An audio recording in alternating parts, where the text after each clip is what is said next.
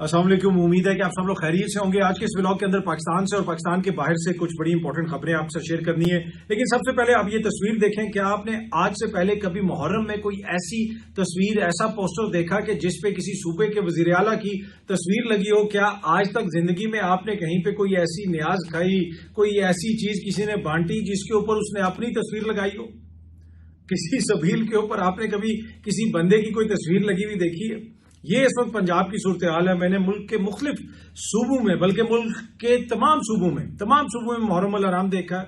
کہیں پہ آج تک میں نے اپنی زندگی میں ایسی کوئی چیز ایکسپیرینس نہیں کی. بیرون ملک دیکھا ہے, وہاں پہ آج تک کبھی کوئی ایسی چیز ایکسپیرینس نہیں کی. اگر آپ میں سے کسی نے دیکھا ہو تو ضرور ہمیں بتائیے گا. اب ایک طرف حکومت جناب یہ کہہ رہی ہے جی ہم سبیلیں لگا رہے ہیں, پنجاب کی حکومت, مریم نواز صاحبہ کی حکومت, اس کے اوپر مریم نواز صاحبہ کی بڑی بڑی تصاویر ہیں, پوسٹرز لگے ہوئے ہیں مختلف شہروں کے اندر, یہاں تک کہ جو نیاز کے ڈبے ہیں ان کے اوپر بھی مریم نواز صاحبہ کی تصاویر لگی ہوئی ہیں.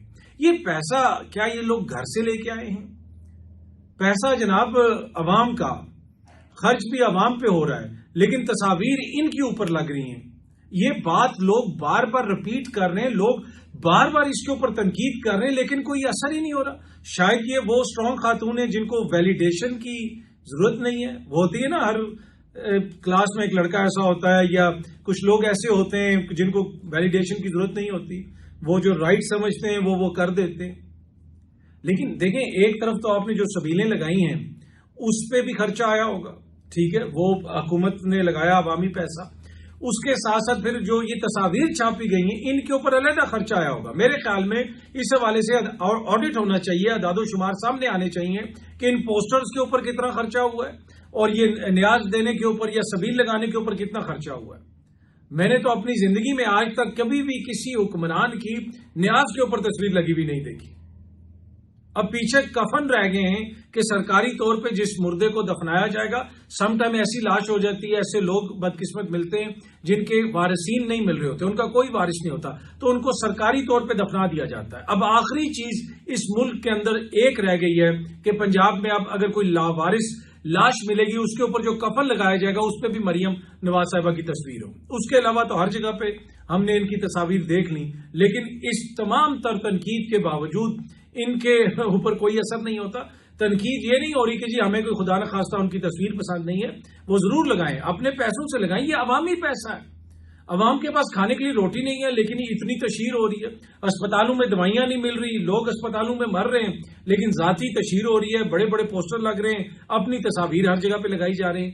ورلڈ بینک کی رپورٹ کے مطابق آدھا پاکستان غربت کا شکار ہو چکا ہے, اور اس پاکستان کے اندر وہ صوبہ جہاں پہ سب سے بڑی تعداد میں عوام رہتی ہے, کیا وہاں پہ ایک وزیر اعلیٰ کا یہ کام ہے کہ عوامی پیسے سے, قومی پیسے سے, ملک کے پیسے سے اپنی ذاتی تشہیر وہ اس طریقے سے کریں کہ نیاز کے اوپر بھی تصویر لگا دیں؟ چلیں جی, اسٹرانگ حکمران ہیں, ان کو ویلیڈیشن کی ضرورت نہیں ہے. شاید ویلیڈیشن کوئی بہت بڑی ہے ان کے پاس, اس وجہ سے یہی تاثر ہے کہ وہ جو مرضی کرتے رہے, ان کے اوپر جو مرضی تنقید ہوتی رہے, ان کو اثر نہیں پڑتا. اب ادھر سے آتے ہیں ہم ذرا ٹک ٹاک کی دنیا میں. سنجیدہ لوگوں کی تو گفتگو کر لی, ٹک ٹاک کی دنیا میں یہ ایک اور خبر سامنے آ رہی ہے جناب, یہ سامنے آپ دیکھ سکتے ہیں کہ گرفتاری کے بعد معروف ٹک ٹاکر نے کان پکڑ کر معافی مانگ لی. یہ ایکسپریس نیوز بھی اس کو رپورٹ کر رہے ہیں. انہوں نے 2 ٹک ٹاکرز کی تصاویر لگائی ہوئی ہیں, ایک غالباً رجب بٹ صاحب ہیں اور ایک غالباً کاشف ضمیر جو لڑکا ہے, یہ دونوں ہیں. اس میں کاشف ضمیر کی وہ میں نے بھی ویڈیو دیکھی. اب میں کاشف ضمیر کو نہیں جانتا, نہ مجھے ان کا پتا ہے. میں نے 1-2 دفعہ ان کی ویڈیوز شیر افضل مروت صاحب کے ساتھ دیکھی ہیں, میں نے ان کو مختلف سیاستدانوں کے ساتھ ان کی ویڈیوز وغیرہ دیکھی ہیں. پر اینی وے وہ جناب کہہ رہے ہیں کہ میں یہ کلچر جو ہے گن کلچر, اس کو آگے نہیں بڑھاؤں گا, اور یہ اور وہ, میری توبہ. اب ایگزیکٹلی یہی رویے ہیں جن کی وجہ سے پاکستان کے اندر مسائل حل نہیں ہوتے. آپ کیا اگر کوئی شخص قانون کی خلاف ورزی کرے گا تو اس کی توہین کر کے, اس پہ تشدد کر کے, اس کی تضییق کر کے اس کی اصلاح کریں گے؟ یہ چھاپے, اسپتالوں میں چھاپے, یہ ادھر چھاپے, تھانوں پہ چھاپے, یہ 70 سال سے ہم دیکھ رہے ہیں. 70 سال سے ہم دیکھ رہے ہیں اس طرح کی ویڈیو بیان لوگوں سے جاری کروائے جاتے ہیں. کیا اس سے چیزیں بہتر ہوئی ہیں؟ جب کوئی آئین اور قانون کی خلاف ورزی کرتا ہے تو اس کا مقابلہ آئین اور قانون کے ذریعے کیا جاتا ہے. آئین اور قانون توڑ کے نہیں کیا جاتا. یہاں پہ اکثر لوگ کہتے ہیں جی ان کو نہیں چھوڑا جا سکتا, ان کو ضمانت نہیں مل سکتی کیونکہ انہوں نے وہ جرم کیا. بھائی اگر انہوں نے مبینہ طور پہ وہ جرم کیا ہے, بنیادی طور پہ انہوں نے آئین اور قانون کو توڑا, تو آپ نے آگے سے ان سے کیسا سلوک کرتے ہیں؟ آپ نے آئین اور قانون کے مطابق ان کو سزا دینی ہے. یہ تو نہیں ہو سکتا کہ ریاست جو ہے وہ بدماشی کرے گی یا ریاست بدلہ لے گی یا ریاست معافیاں منگوائے گی. اگر کوئی حقیقی معنوں میں طاقتور ہو, یہ سارے لوگ جو ویڈیوز اس طرح کی پولیس والے بنواتے ہیں اور پھر وہ ریلیز کرتے ہیں کہ جی شاید اس سے لوگ عبرت پکڑیں گے, وہ زمانے چلے گئے. اس سے مزید ریزنٹمنٹ پیدا ہوتی ہے. آپ ان کے اوپر قانونی کارروائی کریں, قانونی کارروائی تگڑی قسم کی کریں. کہیں بھائی یہ کس طرح آپ اس طرح کے کلچر کو پروموٹ کر سکتے ہیں کہ بندوقیں اٹھائی ہوئی ہیں, یہ کر رہے ہیں, وہ کر رہے ہیں, اور جب طوفان بدتمیزی ہوتا ہے سوشل میڈیا کے اوپر بھی, اس پہ کوئی دو رائے نہیں ہے. لیکن کیا اس طرح کی ویڈیو بنانے سے یہ مسئلہ حل ہو جائے گا؟ نہیں, یہ اس طرح کے ویڈیو بنانے سے مسائل حل نہیں ہوتے, بلکہ ہماری جو بیمار ذہنیت ہے اس کی عکاسی ہوتی ہے. کبھی ثاقب نثار صاحب تھے, وہ جاتے تھے تو یہ اسپتال بند کر دو, یہ کر دو, وہ کر دو. بھائی اس ملک میں نظام بہتر ہوں گے تو چیزیں بہتر ہوں گی. ثاقب نثار صاحب جب چیف جسٹس تھے, وہ ایک جیل میں گئے یا کسی جگہ پہ گئے, انہوں نے ایک وہ شراب کی بوتل پکڑ لی. وہ بوتل بعد میں لیبارٹری ٹیسٹ ہوا تو کچھ اور اس میں سے نکلا, شاید نکلا. تو اس سے آپ اندازہ لگا لیں کہ جہاں پہ ملک کا چیف جسٹس چھاپا مارتا ہے اور جا کے کچھ پکڑتا ہے تو بعد میں اس کی رپورٹ کیا آتی ہے. تو بتانے کا یہ مقصد یہ ہے کہ یہ چھاپے, یہ اس طرح کی چیزیں, یہ فضول چیزیں ہیں. اگر قانون کے مطابق کارروائی ہو, آئین اور قانون کی بالادستی ہو, تو پھر آپ کو اس طرح کے مسائل نہیں ہوتے. اچھا, آئین اور قانون کی بالادستی تو آپ کو پتا پھر جمہوری ادارے کرتے ہیں قائم, اور جمہوری اداروں میں دو بڑے ادارے ہیں, جو دو بڑے انسٹیٹیوشنز ہیں جن کو کہا جاتا ہے کہ جی یہ تو آئین سے بھی بڑے ہیں کیونکہ یہ تو آئین بھی بنا سکتے ہیں.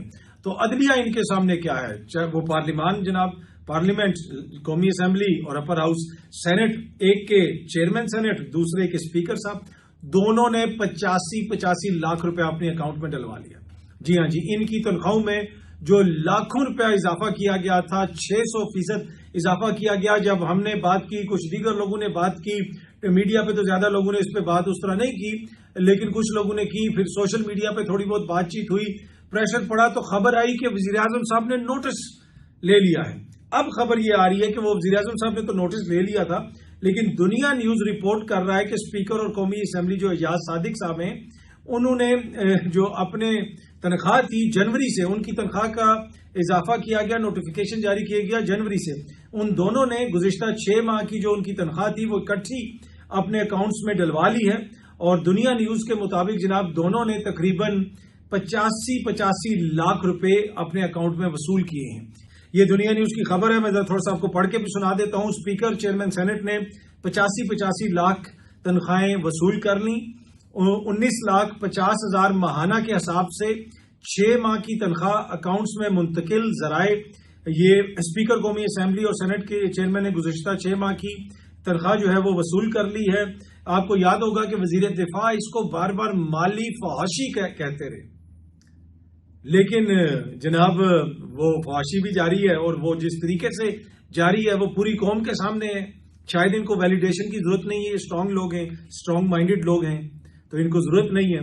اب پوری قوم دیکھ بھی رہی ہے, محسوس بھی کر رہی ہوگی, لیکن یقیناً ان لوگوں کو تو اثر نہیں پڑتا کیونکہ ان کے پاس مینڈیٹ بہت بڑا ہے. اور کس کے اوپر پھر تنقید ہوتی ہے, کیسے تنقید ہوتی ہے, ہر کوئی اس کے, جسے آپ کہتے ہیں تنقید کے دائرے میں آتا ہے. جو حرکتیں یہ حکومت کر رہی ہے, جس قسم کی چیزیں ہم دیکھ رہے ہیں, جس قسم کی چیزیں رپورٹ ہو رہی ہیں, تو اس سے پبلک کے اندر کس قسم کا سینٹیمنٹ پیدا ہو رہا ہے, یہ مجھے آپ کو بتانے کی ضرورت نہیں ہے.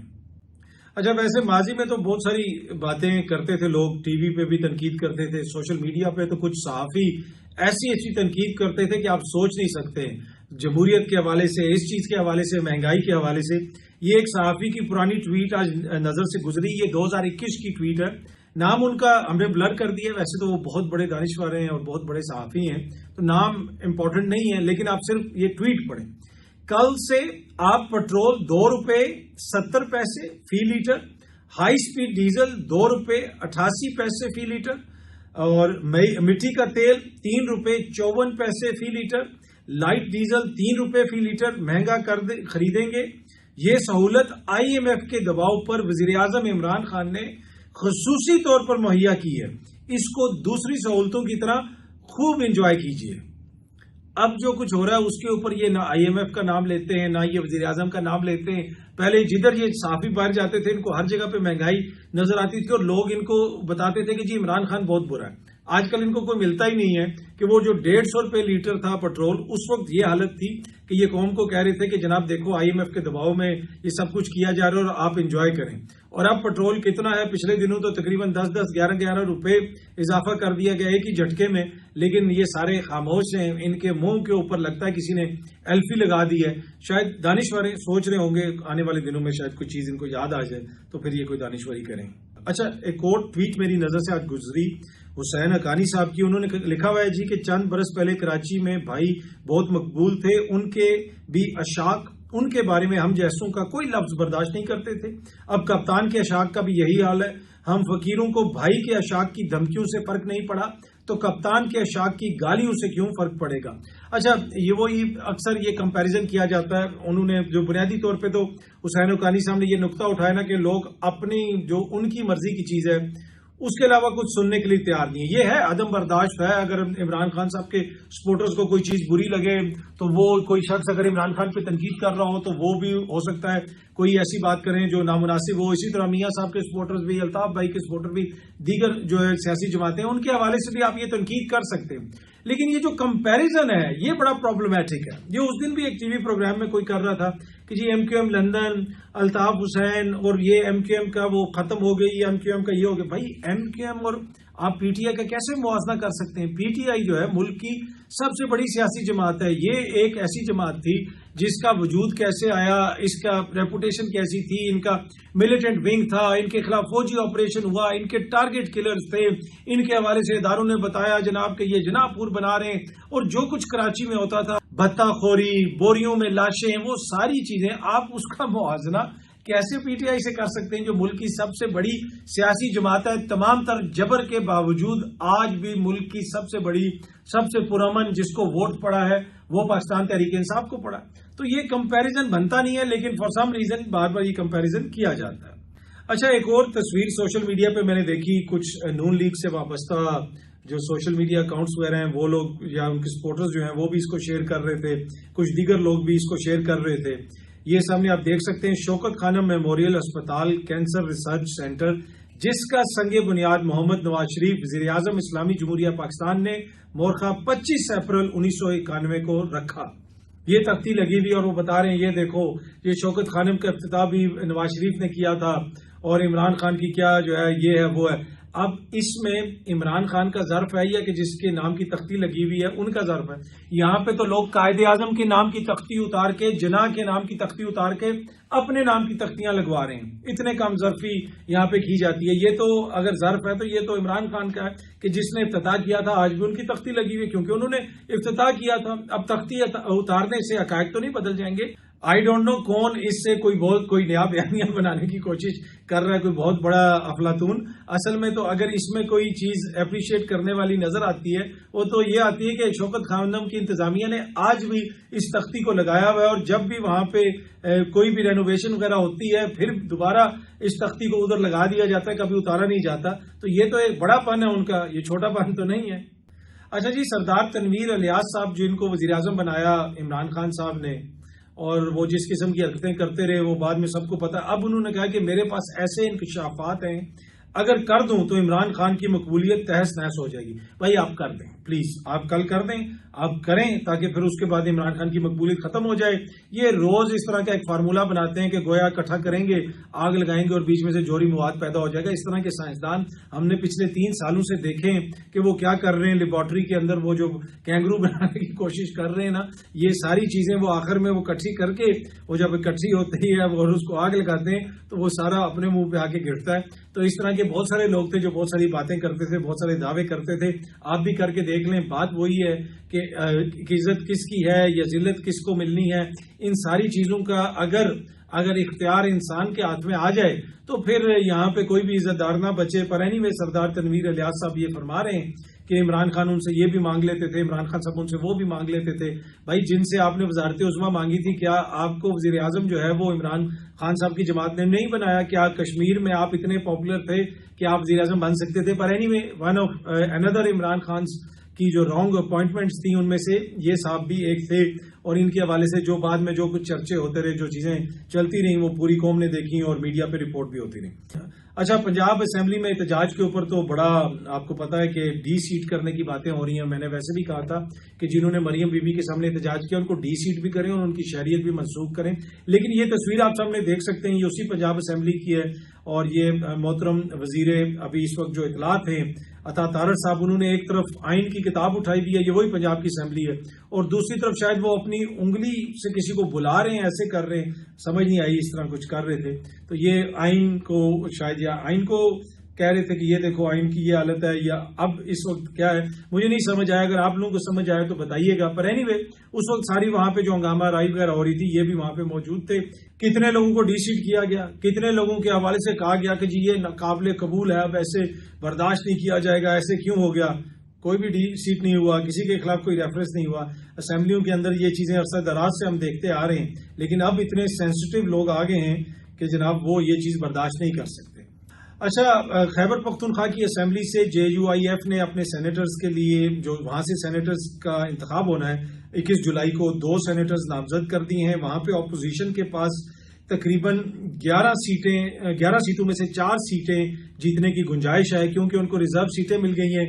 JUIF کے پاس اب صوبائی اسمبلی میں 19 سیٹیں، اور ان کی جو جنرل سیٹیں وہ کم ہیں، ریزرو سیٹیں ان کے پاس زیادہ ہیں، تو وہ سمجھتے ہیں کہ جی وہاں پہ ان کے 2 سینیٹر بن سکتے ہیں، لیکن اگر اپوزیشن کا اتفاق نہیں ہوا تو 4 سیٹیں ان کے لیے نکالنا مشکل ہو جائے گا۔ لیکن وہ یہ ایم کر رہے ہیں اپوزیشن والے کہ وہاں پہ کوئی فاؤل بلاک بنے گا اور ہم اس سے زیادہ سیٹیں نکالنے کی کوشش کریں گے۔ خیبر پختونخوا کی حکومت کو گرانے کا جو پہلا سٹیپ ہے، جو پہلا ایک سٹارٹنگ پوائنٹ ہے، وہ یہ الیکشن ہے سینٹ کا، اس میں ووٹر کو ٹیسٹ کیا جائے گا۔ اچھا جی، ایک اور جو بڑی خبر ہے جس کو آنے والے دنوں میں یہ خبر مزید بڑی ہو سکتی ہے، وہ برطانیہ کا پولیٹیکل سین ہے۔ وہاں پہ جرمی کوربن صاحب جو ہیں وہ ایک نئی سیاسی جماعت بنانے کے بارے میں انہوں نے اعلان کیا ہے۔ زارا سلطانہ صاحبہ جو ہیں وہ بھی ان کے ساتھ ہیں، اور اسپیشلی جس قسم کا رویہ رہا برطانوی حکومت کا اسرائیل کے حوالے سے، غزہ میں جو قتل عام ہوتا رہا، برطانوی حکومت نے اس کو روکنے میں کوئی کردار ادا نہیں کیا، بڑی زیادہ ان کے اوپر تنقید ہوتی رہی، پارلیمنٹ کے اندر ان پہ تنقید ہوتی رہی۔ اب جرمی کوربن صاحب کا تعلق بھی حکمران جماعت سے ہے، وہ یہ کہہ رہے ہیں کہ جی ہم حکمران جماعت سے علیحدہ ہو رہے ہیں، ہم انڈیپینڈنٹ گروپ آف MPs بنا رہے ہیں، یہ ایک انڈیپینڈنٹ گروپ ہوگا، پارٹی لانچ کریں گے، الیکشن لڑیں گے۔ جرمی کوربن، میں نے اپنی زندگی میں برطانیہ میں کوئی بھی کسی بھی جماعت کا لیڈر اپنے ووٹرز کے اندر اس سے زیادہ پاپولر بندہ نہیں دیکھا، یعنی جو اس جماعت کے جو رجسٹرڈ ووٹرز ہیں، جو ممبرز ہیں، جس طریقے سے جرمی کوربن کے خلاف وہاں پہ سازشیں ہوئیں، کیونکہ جرمی کوربن کو خطرہ سمجھا جاتا تھا اسٹیبلشمنٹ کے لیے بھی، یہاں تک وہاں پہ باتیں ہونا شروع ہو گئیں کہ جی اس کو قبول نہیں کیا جائے گا، یہ ہو جائے گا، وہ ہو جائے گا۔ جرمی کوربن یہ بھی کہتے تھے کہ جو ان کا نیوکلیئر آرسنل ہے اس کو ایک طرح سے اپ گریڈ نہیں کرنا چاہیے، بہت ساری باتیں ہیں، اور ان کا جو سٹانس عراق وار کے اوپر تھا وہ بھی سب کے سامنے ہے۔ اور اب اگین فلسطین کے معاملے کے اوپر اور اسرائیل کے سپورٹ کے معاملے کے اوپر کافی زیادہ تنقید ہو رہی ہے کچھ لوگوں پہ پارلیمنٹ کے اندر، اور خصوصاً کیئر سٹارمر صاحب جو وہاں کے وزیر اعظم ہیں ان کے اوپر۔ اور اب یہ جو گروپ آف MPs ہے یہ ایک نئی جماعت بنانے کی بات کر رہے ہیں۔ یہ جو جماعت ہے یہ ایک ایسے وقت میں سامنے آ رہی ہے کہ ایک طرف ہم رائٹ کا رائز دیکھ رہے ہیں، ریفارم UK وہاں پہ ایک اور جماعت بنی ہے جو کنزرویٹو جماعت ہے، اس سے تھوڑی سی ان کی آپ کہہ لیں ٹلٹ زیادہ رائٹ ہے، تو ایک وہ کنزرویٹو کا وہ ووٹ توڑیں گے جس کو نائجل فراج صاحب لیڈ کر رہے ہیں، اور دوسری طرف ہم دیکھ رہے ہیں کہ یہ ایک لیفٹ کی تھوڑی سی، آپ اس کو فار لیفٹ تو نہیں کہہ سکتے، somewhere between the far left and centre left کے بیچ کی ایک جماعت بننے جا رہی ہے۔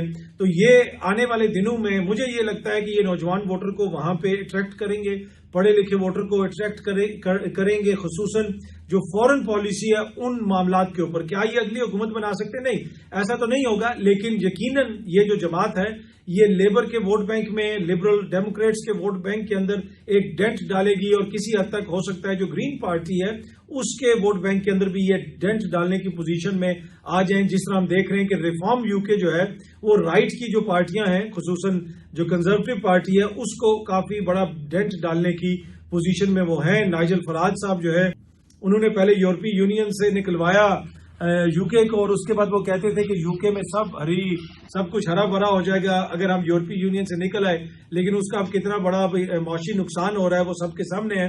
पर ये दो जो जमातें हैं, ये दो चीजें हम देख रहे हैं कि एक राइट पे जमात उभर रही है और एक लेफ्ट पे जमात बनाने की बात हुई है। अब देखते हैं कि ये कितना तब्दील करते हैं वहां के पॉलिटिकल सीन को। दूसरी जानिब जो तुर्की का पॉलिटिकल सीन है, तैयब उर्दगान साहब उसको छोड़ने के लिए तैयार नहीं है। आए तो वो बड़े पॉपुलर बन के थे, अभी भी उनकी पॉपुलैरिटी है, लेकिन सियासी मुखालफिन को वो बर्दाश्त नहीं करते, फ्री मीडिया को वो बर्दाश्त नहीं करते। और अब अगेन उन्होंने वहां पे कुछ मेयर्स वगैरह को गिरफ्तार किया है। जो भी उनको लगता है कि उनके मुकाबले में सियासी थ्रेट हो सकता है, उसको वो टारगेट करते हैं, हिट करते हैं, जिसकी वजह से काफी ज्यादा उन पे तनकीद भी होती है।